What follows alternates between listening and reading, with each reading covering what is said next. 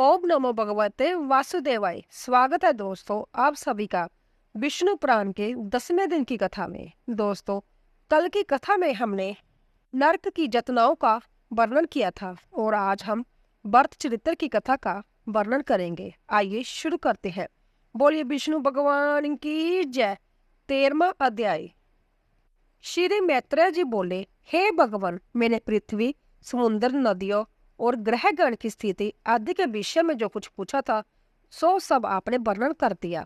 उसके साथ ही आपने जय भी बतला दिया कि किस प्रकार का जय समस्त त्रिलोकी भगवान विष्णु के ही आश्रित है और कैसे परमार्थ स्वरूप ज्ञान ही सबसे प्रधान है। किंतु भगवान, आपने पहले जिसकी चर्चा की थी वह राजा भरत का चरित्र मैं सुनना चाहता हूँ। कृपा करके कहिए। कहते हैं वह राजा भरत निरंतर जोग युक्त होकर भगवान वासुदेव में चित्त लगाए शालग्राम क्षेत्र में रहा करते थे। इस प्रकार पुण्यादेश के प्रभाव और हरि चिंतन में भी उनकी मुक्ति क्यों नहीं हुई, जिससे उन्हें फिर ब्राह्मण का जन्म लेना पड़ा। हे मुनि श्रेष्ठ, ब्राह्मण होकर भी उन महात्मा भरत जी ने फिर जो कुछ किया वह सब आप कृपा करके मुझसे कहिए। श्री पराशर जी बोले, हे मैत्रेय, वह महाभाग पृथ्वीपति भरत जी भगवान में चित्त लगाए चिरकाल तक शालग्राम क्षेत्र में रहे। गुणवानों में श्रेष्ठ उन भरत जी ने अहिंसा आदि संपूर्ण गुण और मन के संयम परम उत्कर्ष लाभ किया। हे जगेश, हे अच्युत, हे गोविंद, हे माधव, हे अनंत्या, हे केशव, हे कृष्ण, हे विष्णु, हे ऋषिकेश, हे वासुदेव, आपको नमस्कार है। इस प्रकार राजा भरत निरंतर केवल भगवान नामों का ही उच्चारण किया करते थे। हे मैत्रेय, वैश्वपन में भी इस पद के अतिरिक्त और कुछ नहीं कहते थे और न कभी इसके अर्थ के अतिरिक्त और कुछ चिंतन ही करते थे। वह निसंग जोगयुक्त और तपस्वी राजा भगवान की पूजा के लिए केवल समिध पुष्प और उषा का ही संचय करते थे। इसके अतिरिक्त वह और कोई कर्म नहीं करते थे। एक दिन वह स्नान के लिए नदी पर गए और वहां स्नान करने के अनंतर उन्होंने स्नानोत्तर क्रियाएं की। हे ब्राह्मण, इतने में ही उस नदी तीर पर एक अप्रसन्न प्रसवा शीघ्र ही बच्चा जनने वाली प्यासी हरणी वन से जल पीने के लिए आई। उस समय जब वह प्राय जल पी चुकी थी, वहां सब प्राणियों को व्यावित कर देने वाली सिंह की गंभीर गर्जना सुनाई पड़ी। तब वह अंतत व्यावित हो उछलकर नदी के तट पर चढ़ गई।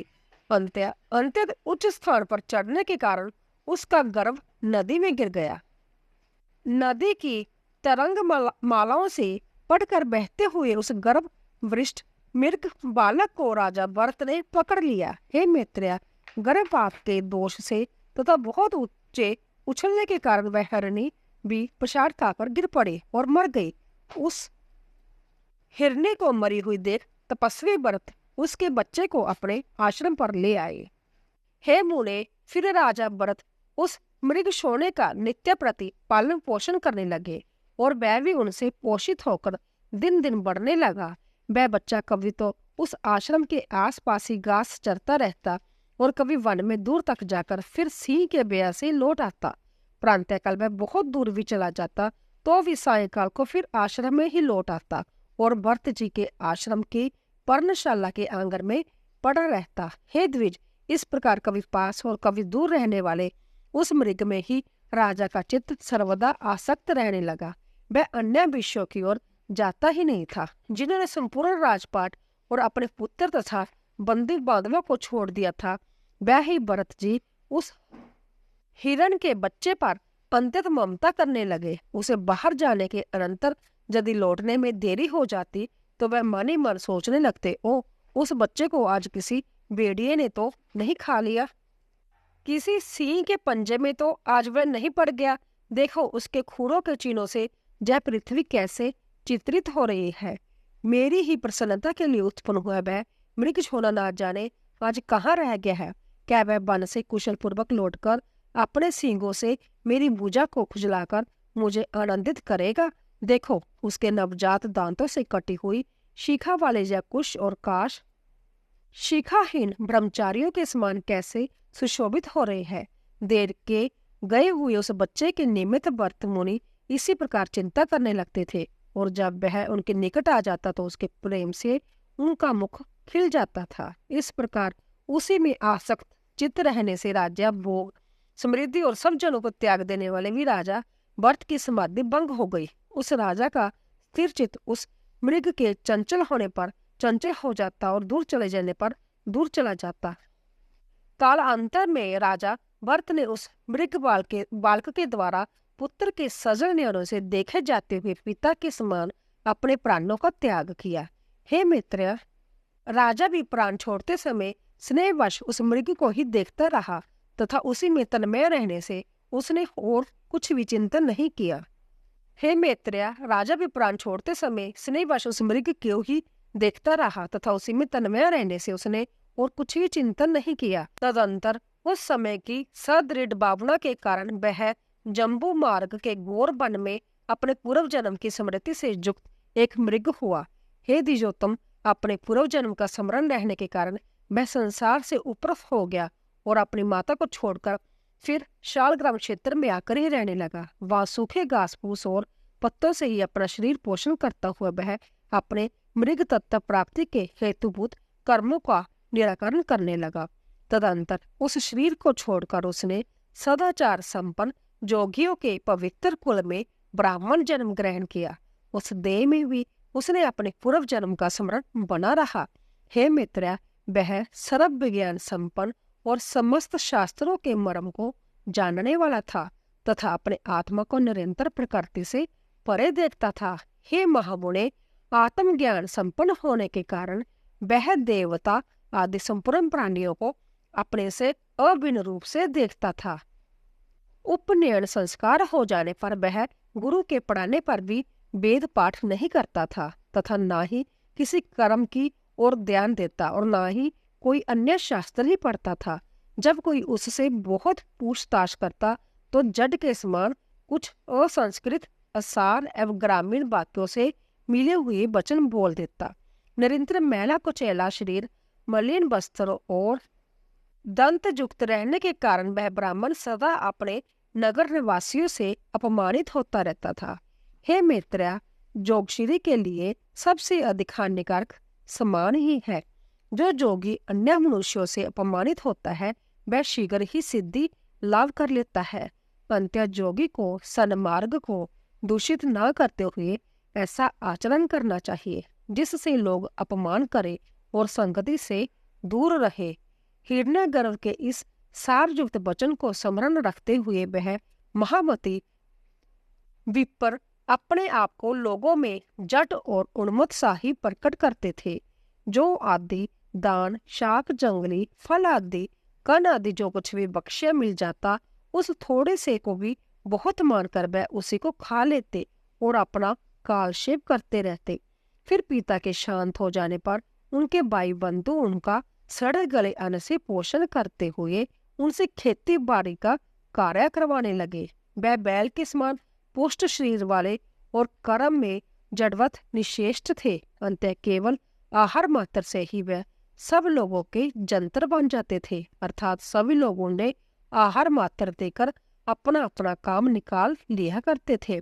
उन्हें इस प्रकार संस्कार शून्य और ब्राह्मण वेश के विरुद्ध आचरण वाला देख रात्रि के समय परीक्षित राज के सेवकों ने बलि की विधि से सुसज्जित कर काली का बलि पशु बनाया। किंतु इस प्रकार एक परम जोगेश्वर को बलि के लिए उपस्थित देख महाकाली ने एक तीक्ष्ण खड्ग ले उस क्रूर कर्म राजसेवक का गला काट डाला और अपने पार्षदों सहित उसका तीखा रुधिर पान किया। तदंतर एक दिन महात्मा सौवीर राज कहीं जा रहे थे। उस समय उनके बेगारियों ने समझा कि यह भी बेगार के ही योग्य है। राजा के सेवकों ने भी बसम में छिपे हुए अग्नि के समान उन महात्मा का रंग ढंग देखकर उन्हें बेगार के योग्य समझा। हे द्विज, उन सौविराज ने मोक्ष धर्म के ज्ञाता महामुनि कपिल से जा पूछने के लिए कि इस दुखमय संसार में मनुष्य का श्रेय किसमें है, शिविका पर चढ़कर इक्षुमती नदी के किनारे उन महर्षि के आश्रम पर जाने का विचार किया।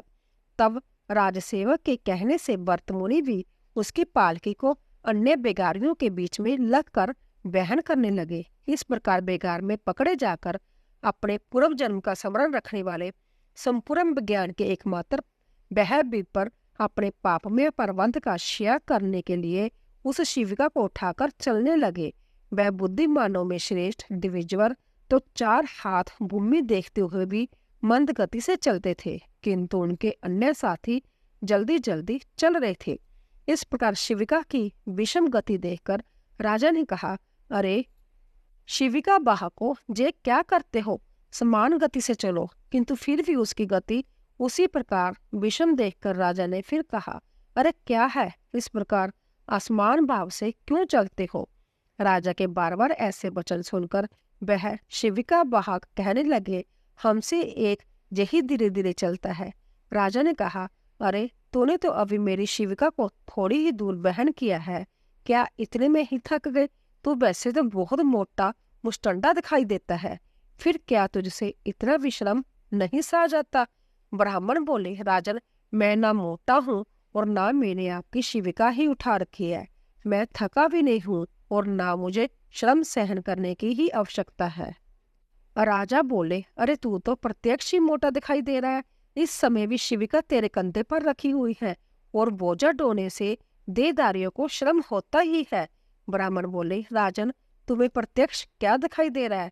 मुझे पहले यही बताओ। उसके बलवान अथवा अबलवान आदि विशेषणों की बात तो पीछे करना। तूने मेरी शिविका का वहन किया है, इस समय भी वह तेरे ही कंधे पर रखी हुई है। तुम्हारा ऐसा कहना सर्वथा मिथ्या है।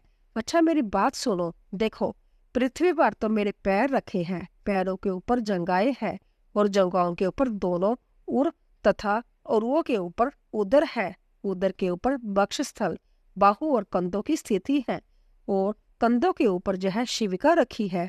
इसमें मेरे ऊपर कैसा बोझ रहा? इस शिविका में जिसे तुम्हारा कहा जाता है वह शरीर रखा हुआ है। वास्तव में तो तुम वहां शिविका में हो और मैं जहां पृथ्वी पर हूँ। ऐसा कहना सर्वथा मिथ्या है। हे राजन, मैं, तुम और अन्य भी समस्त जीव पंचभूतों से ही बहन किए जाते हैं तथा जब भूत वर्ग भी गुणों के प्रवाह में पड़कर ही वहा जा रहा है। हे पृथ्वीपते, हे सत्वादि गुण भी कर्मों के वशीभूत है और समस्त जीवों में कर्म अविद्याजन्य ही है। आत्मा तो शुद्ध अक्षर शांत निर्गुण और प्रकृति से परे है तथा समस्त जीवों में वह एक ही ओतप्रोत है। अंत्य उसकी वृद्धि अथवा क्षय कभी नहीं होते। हे राजा, जब उसके उपचय वृद्धि क्षय ही नहीं होते तो तुमने जब बात किस युक्ति से कही कि तू मोटा है? यदि कर्मशय पृथ्वी पादम जगह कटे उरु और उदर पर स्थित कंधों पर रखी हुई यह शिविका मेरे लिए 12 रूप हो सकती है, तो उसी प्रकार तुम्हारे लिए भी तो हो सकती है। क्योंकि जब पृथ्वी आदि तो जैसे तुमसे पृथक है, वैसी मुझ आत्मा से भी सर्वथा भिन्न है तथा ऐसे युक्ति से तो अन्य समस्त जीवों में भी केवल शिविका ही नहीं है, बल्कि संपूर्ण पर्वत, वृक्ष, ग्रह और पृथ्वी आदि का भार उठा रखा है।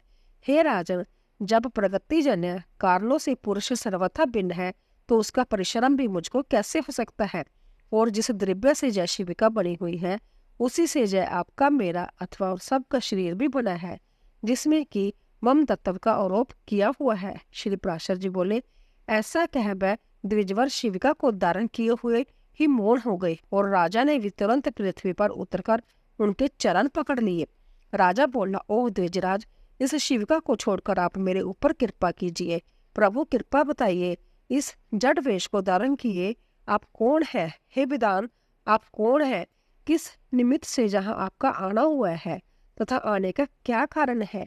जैसा आप मुझसे कहिए। मुझे आपके विषय में सुनने की बड़ी उत्कंठा हो रही है। ब्राह्मण बोला, हे राजन सुनो, मैं अमुक हूँ, यह बात कही नहीं जा सकती और तुमने जो मेरे जहाँ आने का कारण पूछा सो आना जाना आदि सभी किराए कर्म फल के उपभोग के लिए ही हुआ करती है।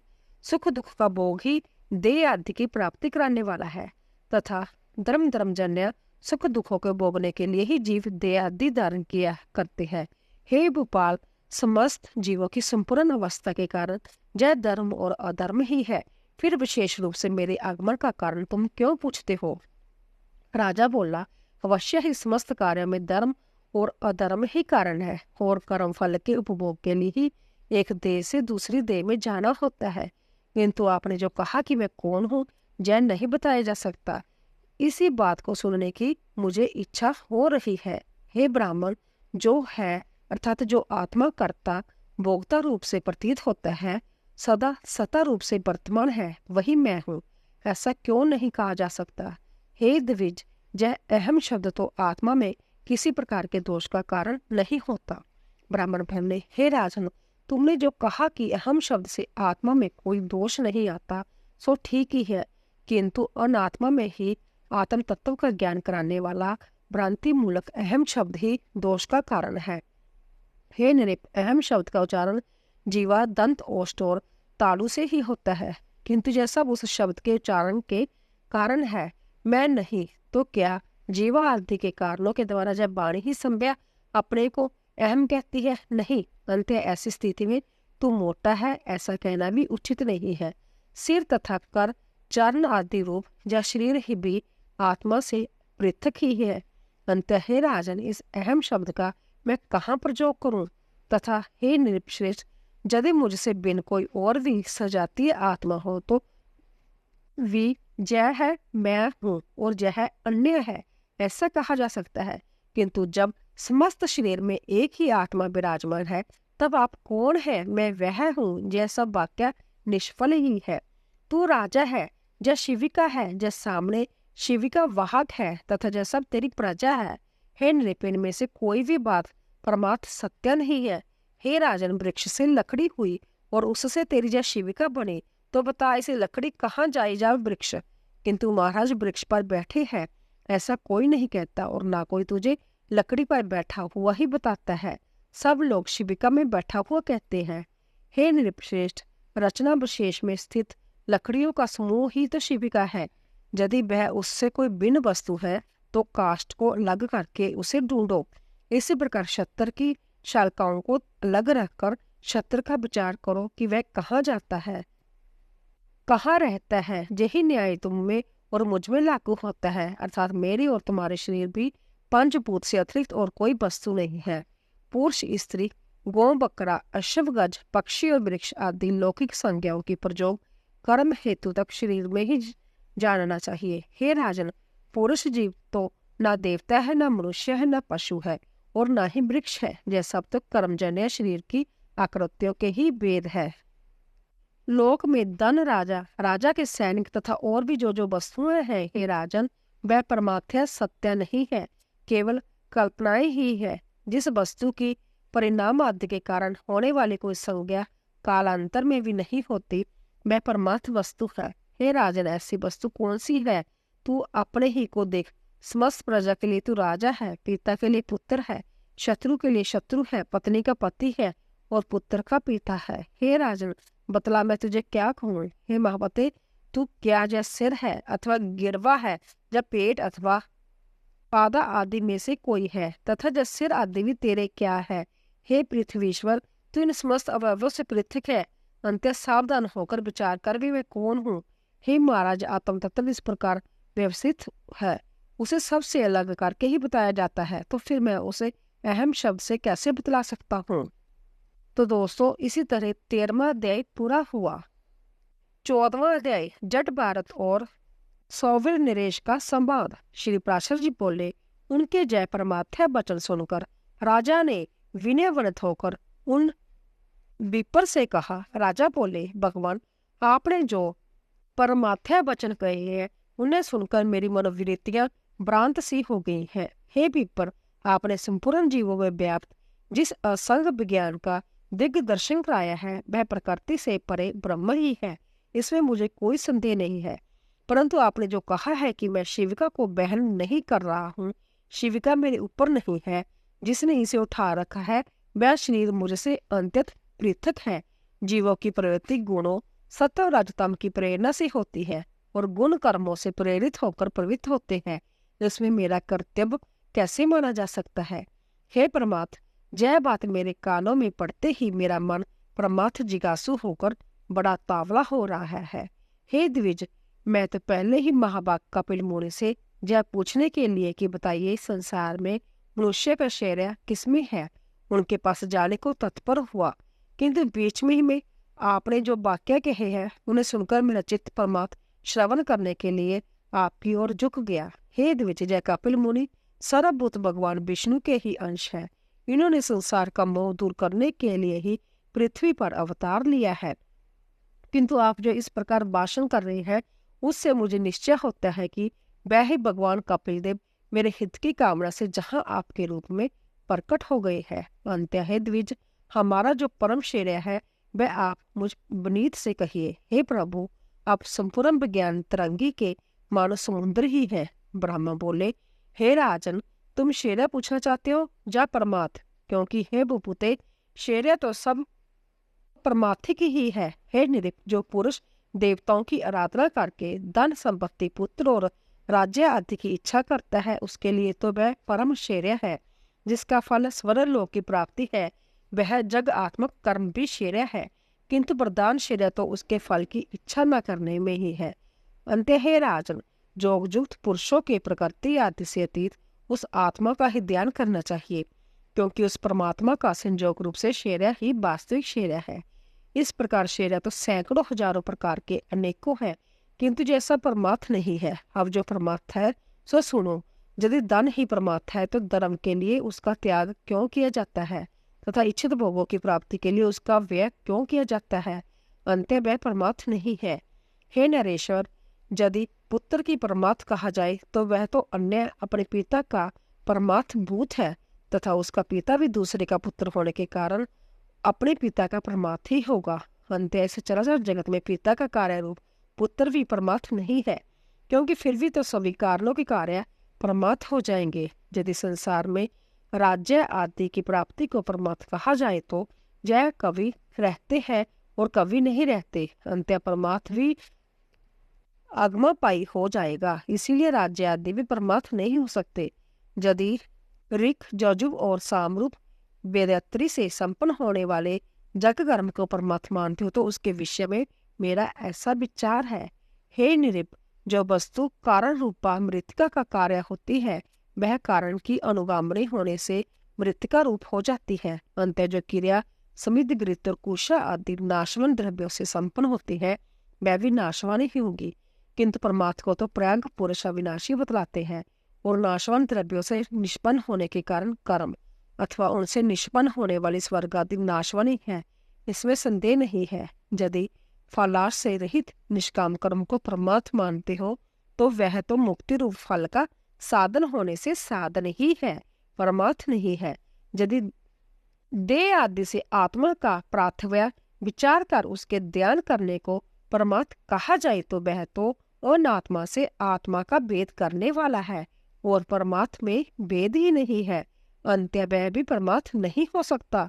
यदि परमात्मा और जीव आत्मा के संयोग को परमार्थ कहे तो ऐसा कहना सर्वथा मिथ्या है, क्योंकि अन्य द्रव्य से अन्य द्रव्य की एकता कभी नहीं हो सकती। अंत्य हे राजन, निसंदेह यह सब श्रेय ही है, परमार्थ नहीं है। अब जो परमार्थ है वह संक्षेप में सुनाता हूँ, श्रवण करो। आत्मा एक व्यापक सम शुद्ध निर्गुण और प्रकृति से परे है। वह जन्म वृद्धि आदि से रहित सर्वव्यापी और अव्यय है। हे राजन, वह परम ज्ञान में है। असत्य नाम और जाति आदि से उस सर्वव्यापक का संयोग न कभी हुआ है न होगा। वह अपने और अन्य प्राणियों के शरीर में विद्यमान रहते हुए भी एक ही है। इस प्रकार जो विशेष ज्ञान है वही परमार्थ है। द्वैत भावना वाले पुरुष तो अपरमदर्शी है। जिस प्रकार अविन भाव से व्याप्त एक ही बाजू के बांसुरी के छिद्रों के भेद से षड्ज आदि भेद होते हैं, उसी प्रकार शरीर आदि उपाधियों के कारण एक ही परमात्मा के देवता मनुष्य नेक भेद प्रतीत होते हैं। एक रूप आत्मा को जो नाना भेद है वह ब्रह्मा देह आदि के कर्म प्रवृत्ति के कारण ही हुए हैं। देवादि शरीर के भेद का निराकरण हो जाने पर वह नहीं रहता, उसकी स्थिति तो अविद्या आवरण तक ही है। 15वां अध्याय। ऋभुका को निदात को अद्वैत ज्ञान उपदेश। श्री पराशर जी बोले, हे मैत्रेय, ऐसा कहने पर राजा को मौन होकर मन ही मन सोच विचार करते देख वह विप्र जय अद्वैत संबंधी कथा सुनाने लगे। ब्राह्मण बोले, हे राजा पूर्व काल में महर्षि रिबुका ने महात्मा निदाग को उपदेश करते हुए जो कुछ कहा था वह सुनो। हे भूपते, परमेष्टि श्री ब्रह्मा जी का रिबु नाम का एक पुत्र था। वह स्वभाव से ही परमार्थ तत्व को जानने वाला था। पूर्व काल में महर्षि पुलत्स्य का पुत्र निदाग उन रिबु का शिष्य था। उसे उन्होंने अति प्रसन्न होकर संपूर्ण तत्व ज्ञान का उपदेश दिया था। हे नरेश्वर, रिबु ने देखा कि संपूर्ण शास्त्रों का ज्ञान होते हुए भी निदाग की अद्वैत में निष्ठा नहीं है। उस समय देविका नदी के तीर पर पुलत्स्य जी का बसाया हुआ वीरनगर नामक एक अति रमणीक और समृद्धि संपन्न नगर था। रम्य उपवनों में सुशोभित उस पुर में पूर्व काल में रिबु का शिष्य जोगवेत्ता निदाग रहता था। महर्षि रिबु अपने शिष्य निदाग को देखने के लिए एक सहस्र दिव्य वर्ष बीतने पर उस नगर में गए। जिस समय निदाग वने वैष्णव देव के अनंतर अपने द्वार पर अतिथियों की प्रतीक्षा कर रहा था, वह उसके दृष्टिगोचर हुए और वह उन्हें द्वार पर पहुंच अर्घ्य दान पूर्वक अपने घर में ले गया। उस द्विज श्रेष्ठ ने उनके हाथ पैर धुलाए और फिर आसन पर बिठाकर आदर पूर्वक कहा, भोजन कीजिए। रिबु बोले, हे विप्र, आपके जहाँ क्या क्या अन्न भोजन करना होगा यह बताइए, क्योंकि मेरी अन्न में रुचि नहीं है। निदाग ने कहा, हे द्विज श्रेष्ठ, मेरे घर में सत्तू, जौकी, लपसी, कंद मूल फल आदि तथा पुए बने हैं। आपको इनमें से जो कुछ रुचे वही भोजन करिए। रिबु बोले, हे द्विजय, तो सभी को तिस्त अन्न है। मुझे तो तुम हलवा, खीर तथा मट्ठा और खांड से बने स्वादिष्ट भोजन कराओ। तब निदाग ने अपनी स्त्री से कहा, हे ग्रह देवी, हमारे घर में जो अच्छी से अच्छी वस्तु हो उसी से इनके लिए अति स्वादिष्ट भोजन बनाओ। ब्राह्मण जडवर्त ने कहा। उसके ऐसा कहने पर उसकी पत्नी ने अपने पति की आज्ञा से उन विप्र के लिए अति स्वादिष्ट अन्न तैयार किया। हे राजन, रिबु के यथेष्ट भोजन कर चुकने पर निदाग ने अति विनीत होकर उन महामुनि से कहा। निदाग बोले, हे द्विज, कहिए, भोजन करके आपका चित्त स्वस्थ हुआ ना? आप पूर्णतः तृप्त और संतुष्ट हो गए ना? हे विप्र, कहिए, आप कहाँ रहने वाले हैं, कहाँ जाने की तैयारी में हैं और कहाँ से पधारे हैं? रिबु बोले, हे ब्राह्मण, जिसको क्षुधा लगती है उसकी तृप्ति भी हुआ करती है। मुझको तो कभी क्षुधा ही नहीं लगी, फिर तृप्ति के विषय में तुम क्या पूछते हो? जठराग्नि के द्वारा ठोस धातुओं के क्षीण हो जाने से मनुष्य को क्षुधा की प्रतीति होती है और जल के क्षीण होने से तृषा का अनुभव होता है। हे द्विज, जय क्षुधा और तृषा तो देह के ही धर्म है, मेरे नहीं। स्वस्थता और तुष्टि भी मन में ही होती है, अंत्य जय मन ही के धर्म है, पुरुष से इनका कोई संबंध नहीं है। इसीलिए हे द्विज, जय जिसके धर्म है उसी से इनके विषय में पूछो। और तुमने जो पूछा है कि आप कहाँ रहने वाले हो, कहाँ जा रहे हो तथा कहाँ से आए हो, सो उन तीनों के विषय में मेरा मत सुनो। आत्मा सर्वगत है, क्योंकि यह आकाश के समान व्यापक है। अंत कहाँ से आए हो, कहाँ रहते हो, कहाँ जाओगे, यह कथन भी कैसे सार्थक हो सकता है? मैं तो ना कहीं जाता हूँ, ना आता हूँ, और ना किसी एक स्थान पर रहता हूँ। तू, मैं और अन्य पुरुष भी देह आदि के कारण जैसे अलग अलग दिखाई देते हैं, वास्तव में मैं वैसे नहीं हूँ। तू नहीं है, अन्य अन्य नहीं है, और मैं नहीं हूँ। वास्तव में मधुर मधुर है भी नहीं है। देखो, मैंने तुमसे जो मधुर अन्न की जांचना की थी, उससे भी मैं यही देखना चाहता था कि तुम क्या कहते हो। हे द्विज श्रेष्ठ, भोजन करने वाले के लिए स्वादु और अस्वादु भी क्या है? क्योंकि स्वादिष्ट पदार्थ ही जब समयांतर से अस्वादु हो जाता है तो वही उद्वेगजनक होने लगता है। इसी प्रकार कभी अरुचिकर पदार्थ रुचिकर हो जाते हैं और रुचिकर पदार्थों से मनुष्य को उद्वेग हो जाता है। ऐसा अन्न भला कौन सा है जो आदि, मध्य और अंत तीनों काल में रुचिकर ही हो? जिस प्रकार मिट्टी का घर मिट्टी से लीपने पोतने से दृढ़ होता है, उसी प्रकार जब पार्थिव देह पार्थिव अन्न के परमाणु से पुष्ट होती है। जो गेहूं, मूंग, घृत, तेल, दूध, दही, गुड़ और फल आदि सभी पदार्थ पार्थिव परमाणु ही तो है। इनमें से किसको स्वादु कहे और किसको अस्वादु? अंत्य ऐसा जानकर तुम्हें इस स्वादु अस्वादु विचार करने वाले चित्त को समदर्शी बनाना चाहिए, क्योंकि मोक्ष का एकमात्र उपाय समता ही है। ब्राह्मण बोले, हे राजन, उनके ऐसे परमात्मा वचन सुनकर महाभाग निदाग ने उन्हें प्रणाम करके कहा, हे प्रभु, आप मुझ प्रसन्न होइए, कृपया बताइए मेरे कल्याण की कामना से आए हुए आप कौन है? हे द्विज, आपके इन वचनों को सुनकर मेरा संपूर्ण मोह नष्ट हो गया है। रिबू बोले, हे द्विज, मैं तेरा गुरु रिबू हूँ। तुझको सद सदैवकनी बुद्धि प्रदान करने के लिए मैं जहाँ आया हूँ। अब मैं जानता हूँ जो कुछ परमार्थ है वह मैंने तुझसे कह दिया है। इस परमार्थ तत्व का विचार करते हुए तू इस संपूर्ण जगत को एक वासुदेव परमात्मा ही का स्वरूप जान, इसमें भेदभाव बिल्कुल न कर। ब्राह्मण बोले, तदंतर निदाक ने बहुत अच्छा कह उन्हें प्रणाम किया और फिर उससे परम भक्ति पूर्वक पूजित हो रिबू स्वेच्छा अनुसार चले गए। तो दोस्तों, इसी तरह 15वां अध्याय पूरा हुआ। 16वां अध्याय, रिबू की आज्ञा से निदाग का अपने घर को लौटना। ब्राह्मण बोले, हे नरेश्वर, तदंतर सहस्र वर्ष व्यतीत होने पर महर्षि रिबू निदाग को ज्ञान उपदेश करने के लिए फिर उसी नगर को गए। वहां पहुंचने पर उन्होंने देखा कि वहां का राजा बहुत सी सेना आदि के साथ बड़ी धूमधाम से नगर में प्रवेश कर रहा है और वन से कुशा तथा स्मित लेकर आया हुआ महाभाग निदाग जन समूह से हटकर भूखा प्यासा दूर खड़ा है। निदाग को देखकर रिबू उसके निकट गए और उसका अभिवादन करके बोले, हे द्विज, जहाँ एकांत में आप कैसे खड़े हैं? निदाग बोले, हे विप्र, आज इस अति रमणीक नगर में राजा जाना चाहता है, सो मार्ग में बड़ी भीड़ हो रही है, इसलिए मैं जा खड़ा हूँ। रिबू बोले, हे द्विज श्रेष्ठ, मालूम होता है आप जहाँ की सब बातें जानते हो। अंत कहिए, इनमें राजा कौन है और अन्य पुरुष कौन है? निदाग बोले, यह जो पर्वत के समान ऊंचे मत गजराज पर चढ़ा हुआ है वही राजा है तथा दूसरे लोग परिजन है। रिबू बोले, आपने राजा और गज दोनों एक साथ ही दिखाए, किंतु इन दोनों के अलग अलग विशेष चिन्ह अथवा लक्षण नहीं बतलाए। अंत हुए माँ, इन दोनों में से क्या क्या विशेषताएं हैं, यह बतलाइए। मैं यह जानना चाहता हूँ कि इनमें से कौन राजा है और कौन गज है। निदाग बोले, इनमें जो नीचे है वह गज है और उसके ऊपर राजा है। हे द्विज, इन दोनों का वराहवाहक संबंध है, इस बात को कौन नहीं जानता? रिबू बोले, ठीक है, किंतु हे ब्राह्मण, मुझे इस प्रकार समझाइए जिसे मैं यह जान सकूं कि नीचे इस शब्द का वाच्य क्या है और ऊपर किसे कहते हैं। ब्राह्मण ने कहा, रिबू के ऐसा कहने पर निदाग ने अकस्मात उनके ऊपर चढ़कर कहा, सुनिए, आपने जो पूछा है वही बतलाता हूँ। इस समय राजा की भांति मैं तो ऊपर हूँ और गज की भांति आप नीचे है। हे ब्राह्मण, आपको समझाने के लिए मैंने जय दृष्टांत दिखलाया था। रिबू बोले, हे द्विजश्रेष्ठ, यदि आप राजा के समान हैं और मैं गज के समान हूँ तो यह बताइए कि आप कौन है और मैं कौन हूँ। ब्राह्मण ने कहा, रिबू के ऐसा कहने पर निदाग ने तुरंत ही उनके दोनों चरण पकड़ लिए और कहा, निश्चय ही आप आचार्य चरण महर्षि रिबू है। हमारे आचार्य के समान अद्वैत संस्कार युक्त चित्त और किसी का नहीं है। अंत मेरा विचार है कि आप हमारे गुरु जी ही आकर उपस्थित हुए हैं।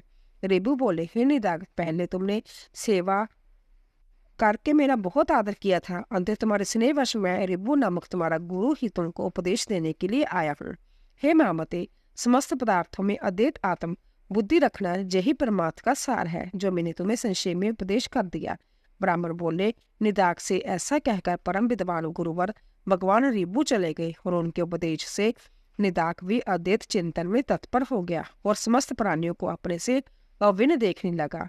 हे धर्मज्ञ, हे पृथ्वीपते, जिस प्रकार उन ब्राह्मण परायण ब्राह्मण ने परम मोक्ष पद प्राप्त किया था, उसी प्रकार तू भी आत्मा, शत्रु और मित्र आदि में समान भाव रखकर अपने को सर्वगत जानता हुआ मुक्ति लाभ कर। जिस प्रकार एक ही आकाश श्वेत नील आदि वेदों वाला दिखाई देता है, उसी प्रकार भ्रांत दृष्टियों को एक ही आत्मा अलग अलग दिखती है। इस संसार में जो कुछ है वह सब एक आत्मा ही है और वह अविनाशी है, उससे अतिरिक्त और कुछ भी नहीं है। मैं तू और ये सब आत्मा स्वरूप ही है। अंत वेद ज्ञान रूप मोह को छोड़। श्री प्राशर जी बोले, उनके ऐसा कहने पर सौवीर राज ने परमात्म दृष्टि का आश्रय लेकर वेद बुद्धि को छोड़ दिया और वह जाति समर ब्राह्मण श्रेष्ठ भी बोध युक्त होने से उसी जन्म में मुक्त हो गए। इस प्रकार महाराज भरत के इतिहास के इस सारभूत वृतांत को जो पुरुष भक्ति पूर्वक कहता जा सुनता है, उसकी बुद्धि निर्मल हो जाती है, उसे कभी आत्म विसमृति नहीं होती और वह जन्म जन्मांतर की मुक्ति की योग्यता प्राप्त कर लेता है। तो दोस्तों, इसी तरह 16वां अध्याय पूरा हुआ और इसी के हमारा द्वितीय अंश संपूर्ण हुआ। बोलिए विष्णु भगवान की जय। दोस्तों, कल की कथा में हम तृतीय अंश शुरू करेंगे। जिसमें पहले 7 मनवंतरों के मनु, इंद्र देवता, सप्तऋषि और मनु पुत्रों की कथा का वर्णन करेंगे। बोलिए विष्णु भगवान की जय। तो दोस्तों आशा करती हूँ कि आपको हमारी कथा अवश्य पसंद आई होगी। प्लीज जाने से पहले चैनल को सब्सक्राइब कीजिए, लाइक कीजिए और ज़्यादा से ज़्यादा शेयर कीजिए। आप सभी का धन्यवाद।